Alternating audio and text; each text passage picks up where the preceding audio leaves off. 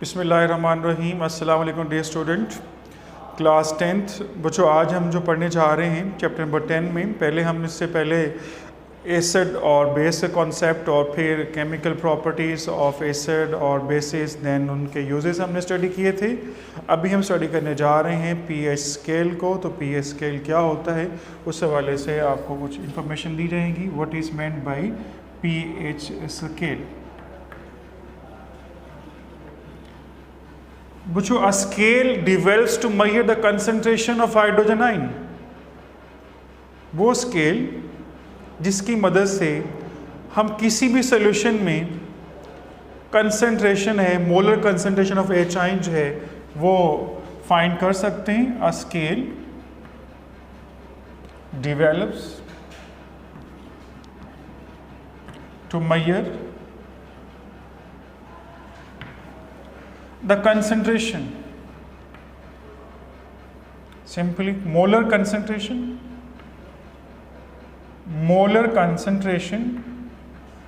of hydrogen ions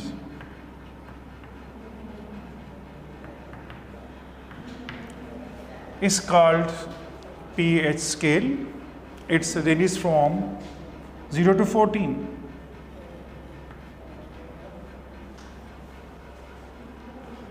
इसके लिए हमने वाटर को एक्सप्लेन यूज़ करना है, जहाँ से हम फाइंड कर सकते हैं हाइड्रोजन आयन की concentration. So water is a weak electrolyte and show the process of auto ionization. Water is a weak electrolyte and it shows the process of auto ionization. Water H2O, hydrogen ions and hydroxyl ions. We can write the equilibrium constant for this reaction Kc, जिसको हम पहले पढ़ चुके हैं। Kc is equal to concentration of hydrogen ions, hydroxyl ions and concentration of water. Here water is in excess amount, so it should be taken as a constant Kc into water. Water जो है वो excess amount में है, हम इसको as a constant use करेंगे। हमने Kc इसका निकाला है, अब इसको हम अनदर कांस्टेंट में चेंज करने जा रहे हैं कि Kc into water is equal to another constant Kw at 25 degree centigrade.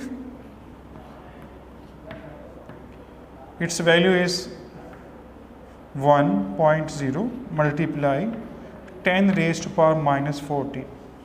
This value is variable with temperature, but at this temperature 25 degree centigrade, the value of Kw, what is Kw?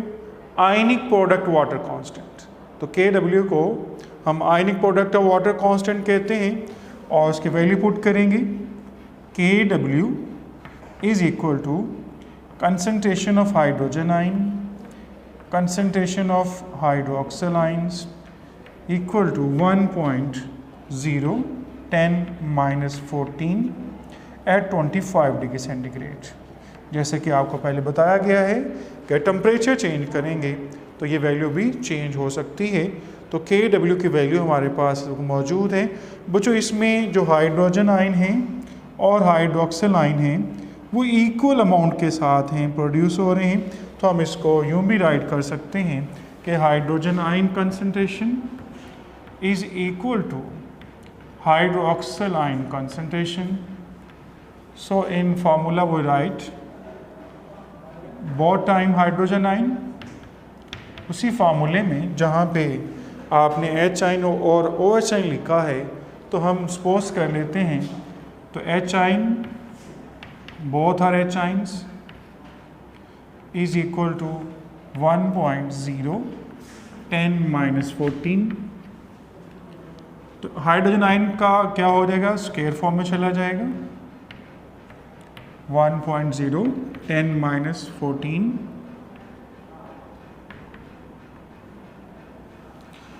बच्चों इसका square root लेंगे ताकि इसके value को find कर सकें।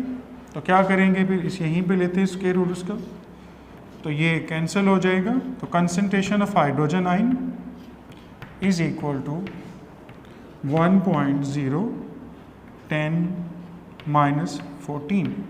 तो अब आप इसके वैल्यू आंसर निकालेंगे तो आपके पास जो एच आयन की वैल्यू आपके पास आएगी वो 1.0 10 - 7 मोल पर डेसीमीटर क्यूब। तो जितनी वैल्यू हमारे पास हाइड्रोजन आयन की आएगी उतनी ही कंसंट्रेशन हमारे पास हाइड्रोक्सिल आयन की आएगी। सो हाइड्रोक्सिल आयन की कंसंट्रेशन भी सेम होगी 1.0 मल्टीप्लाई 10 - 7 मोल पर डेसीमीटर क्यूब।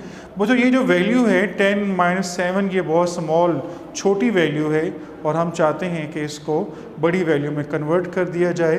तो इसको बेस लॉग 10 या सिंपल लॉग में कन्वर्ट करने के लिए हमें कैलकुलेशन दी जा रही है। पीएच को फाइंड करना चाहते हैं इसमें हम, तो क्या करेंगे, इसको पीएच के लिए हम यूज़ कर रहे हैं इसको पीएच। यहाँ पे हाइड्रोजन लगा हुआ है बच्चों, ये हाइड्रोजन जो है एच आयन की कंसंट्रेशन है किसी भी सॉल्यूशन में आप फाइंड कर सकते हैं। और फिर जो पी जो हम यूज़ कर रहे हैं तो इसका मतलब क्या है, negative logarithm of molar concentration of hydrogen ion.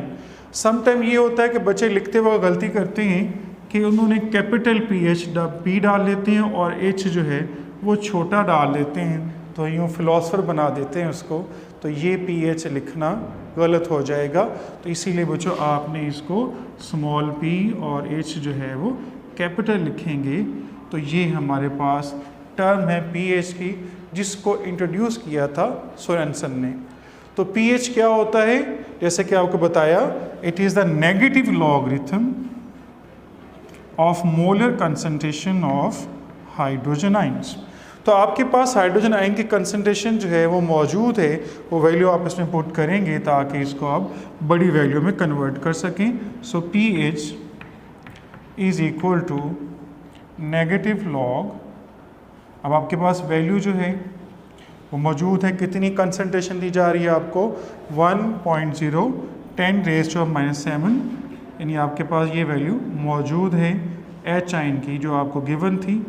अब आप इसको कन्वर्ट करेंगे, P H is equal to 7 log 10, ये साइन कैंसिल हो जाएंगे, 7 log 10, और बच्चों log 10 की वैल्यू जो हमारे पास मौजूद है वो कितनी होती है, 1 होती है।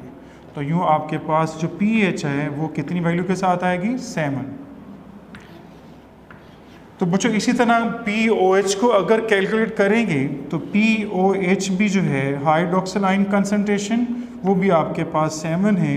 तो इसीलिए ये जो स्केल डेवलप किया गया वो कहाँ से कहाँ तक था, जैसे कि मैंने आपको पहले बताया 0 से 14, जिसको हम यूँ भी ड्रॉ कर सकते हैं। From starting from 0 7 up to 14। If a solution having pH 7 is a neutral, अगर कोई सोल्यूशन जिसकी pH 7 आती है तो वो सोल्यूशन क्या होता है, हमारे पास न्यूट्रल होगा। और जिस सोल्यूशन की pH 7 से बिलो आएगी उसको हम क्या कहेंगे, एसिडिक। और बच्चों अगर सोल्यूशन के pH, कोई भी सोल्यूशन आपके पास मौजूद है और उसकी pH जो है अबव 7 होती है तो हम उसको नाम देते हैं बेसिक सोल्यूशन का। जैसे आपके पास साबुन है, घर में मौजूद हैं, हैंड वॉश करते हैं, टूथपेस्ट इस्तेमाल करते हैं, वो बेसिक नेचर के होते हैं क्योंकि उनके pH 7 से ज़्यादा होती है। जबकि जो हम यूज़ करते हैं, ड्रिंक करते हैं जूसेस को, वो pH 7 से बिलो वाले होते हैं। तो इसलिए जूसेस की जो pH है वो 7 से बिलो होने की वजह से वो एसिडिक नेचर के होते हैं। और जो वाटर हम पीते हैं उसके pH 7 होती है, इसीलिए हम उसको न्यूट्रल कहते हैं। तो आज बच्चों हमने pH स्केल को स्टडी किया है। इंशाल्लाह नेक्स्ट लेक्चर में इसके यूजेस और एक्सप्लेन करेंगे और नेक्स्ट और फाइंड करने का तरीका भी आपको बताया जाएगा। अल्लाह हाफ़िज़।